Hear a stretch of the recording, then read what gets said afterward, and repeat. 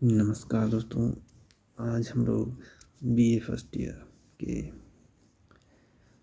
Paper code history 101 के बारे में डिस्कस करने जा रहे हैं, जिसका टाइटल है history of Indian from the earliest time up to C300 to CE। तो दोस्तों, इस पेपर कोड के अंदर जो भी इम्पोर्टेंट क्वेश्चन होने वाले हैं वो इस प्लेलिस्ट के अंदर आपको मिल जाएंगे, जो हर बार पूछे जाते हैं एग्जामिनेशन में और बहुत ही इम्पोर्टेंट है आपके एग्जामिनेशन पॉइंट ऑफ व्यू से। तो चलिए वीडियो को शुरू करते हैं। तो हमारा सबसे पहला क्वेश्चन है कि भारतीय इतिहास के साहित्यिक और पुरातात्विक स्रोतों का वर्णन कीजिए। तो दोस्तों, जो भारत का इतिहास है उसको दो तरीके से जाना जाता है, मतलब दो स्रोत होते हैं उसके मेनली।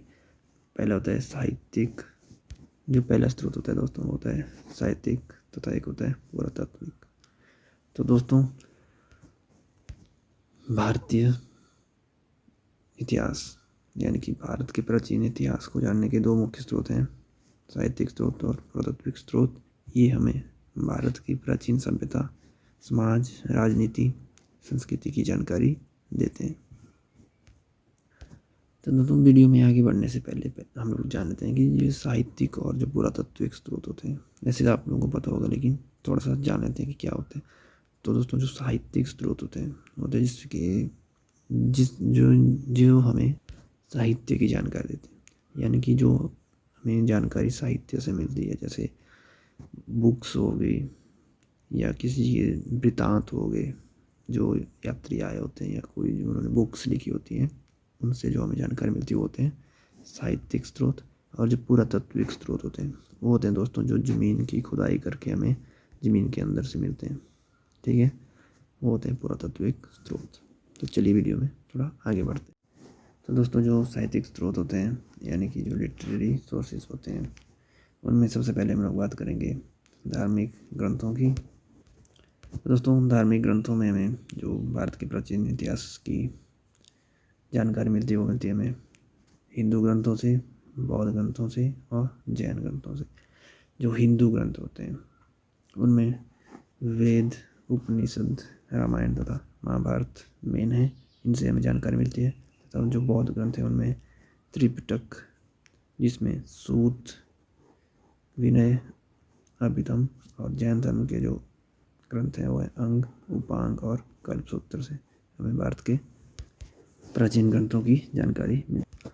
तो इसके बाद दोस्तों, नंबर 2, जो ऐतिहासिक ग्रंथ और जो विदेशी यात्री आए होते हैं उनका जो विवरण है। इसमें जो अर्थशास्त्र है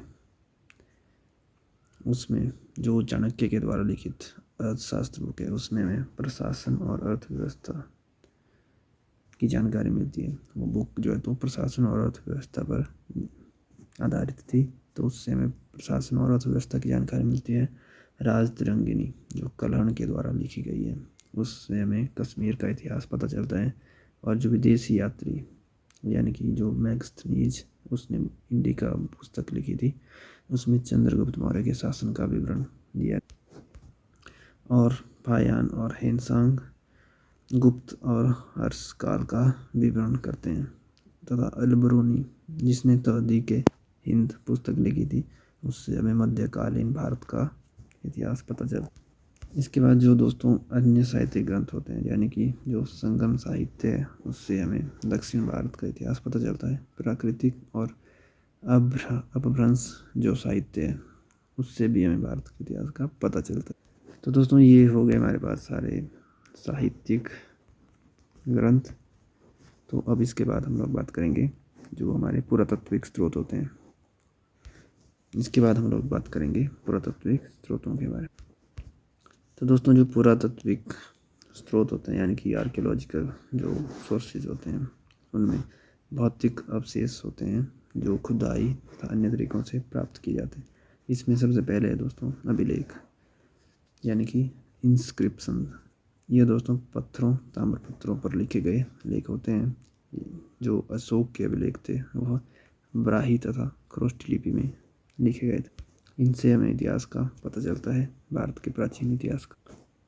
इसके बाद जो दोस्तों प्रयाग प्रशस्ति है उससे हमें समुद्रगुप्त की जो उपलब्धि हैं उनका पता चलता है। और नंबर 2 पर है दोस्तों जो सिक्के कॉइन्स होते हैं, इसमें राजाओं के नाम होते हैं, धर्म, शासन काल, अर्थव्यवस्था की जानकारी मिलती है। और मौर्य, गुप्त, कुषाण तथा शक आदि के सिक्के भी महत्वपूर्ण हैं। इसके बाद दोस्तों जो मूर्ति कला होती है, स्थापत्य यानी कि आर्किटेक्चर, उससे भी हमें जानकारी मिलती है दोस्तों।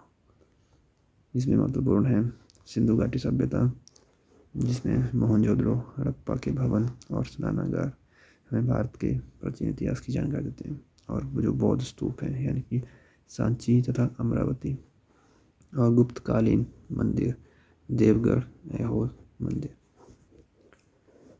और दोस्तों जो पुरातात्विक अवशेष हैं यानी कि जो हमें खुदाई में मिले औजार, बर्तन, हथियार तथा अन्य वस्तुएं होती हैं, उनसे भी हमें पता चलता है, जानकारी मिलती है भारत के प्राचीन इतिहासों की।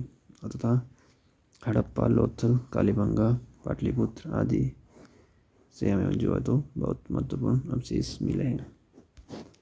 तो दोस्तों यहाँ तक हम लोगों ने समझ लिया कि जो हमें भारत के इतिहास की जानकारी मिलती है यानी कि जो स्रोत हैं जिनसे हमें जानकारी मिलती है, 2 प्रकार के होते हैं। एक तो होता है हमारा साहित्यिक स्रोत, एक होता है पुरातात्विक स्रोत। ठीक है दोस्तों, आई होप कि आपको समझ आ गया होगा यहाँ तक कि पुरातात्विक स्रोत और साहित्यिक स्रोत क्या होते हैं। तो दोस्तों लास्ट में देखिए कि जो भारत के इतिहास को समझने के लिए जो साहित्यिक स्रोत और पुरातात्विक स्रोत दोनों ही जरूरी है। साहित्यिक स्रोतों से हमें समाज, धर्म, शासन का ज्ञान होता है तथा पुरातात्विक स्रोतों से हमें वास्तविक प्रमाण मिलते हैं यानी कि जो एग्जैक्ट जो वास्तविक प्रमाण मिलते हैं कि ऐसा था उस वक्त। तो इन दोनों के अध्ययन से ही हमें इतिहास के जो सही तरीके से समझने में मदद मिलती है। इसके बाद दोस्तों बात कर लेते हैं कि हमें एग्जामिनेशन पॉइंट ऑफ व्यू से क्या ज़रूरी है याद रखने के लिए, क्या क्या चीज़ हमें याद होनी चाहिए। तो दोस्तों जो धार्मिक ग्रंथों के नाम हैं वो हम लोगों ने, जो धार्मिक ग्रंथ हैं उनके नाम हम लोगों ने याद रख लेने हैं। जो विदेशी यात्री यहाँ पर आए थे उनका जो विवरण था वो हमें याद रखना है। और जो अभिलेख हैं तथा उनके शासक वो हमें याद रखने हैं। और जो खुदाई स्थल हैं उनकी जानकारी भी हमें याद रखनी है कि कहाँ पर खुदाई हुई थी और वहाँ पर हमें क्या मिला था। तो ठीक है दोस्तों, अगर आपको वीडियो पसंद आई तो वीडियो को लाइक कर देना, अपने दोस्तों के साथ भी इसको शेयर करना और अपने फीडबैक हमें कमेंट बॉक्स में ज़रूर देना ताकि हम लोग और इम्प्रूव कर सकें।